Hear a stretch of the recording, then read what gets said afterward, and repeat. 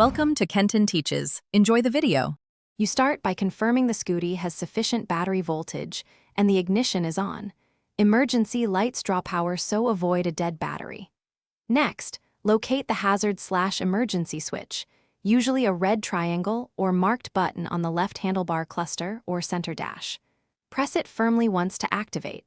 Once done, glance at the indicator lamp to confirm both front and rear flashers are engaged. This tells you the system received power and the switch made contact properly. With the switch located, press to engage the emergency flashers and immediately position the Scooty safely off the road if possible. You do this so other drivers see you. Hazards flash both indicators to signal distress. If you must stay at the roadside, keep the engine idling to maintain battery voltage and avoid a stalled scooter. Also, make sure your parking light or low beam is on for visibility.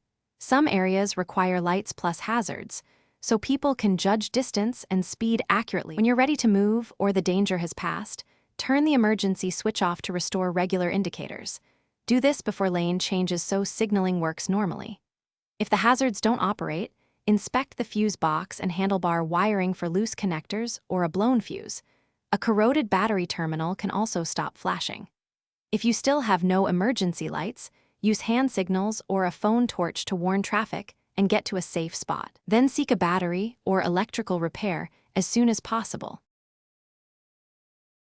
Thanks for watching. Please subscribe if this video was helpful.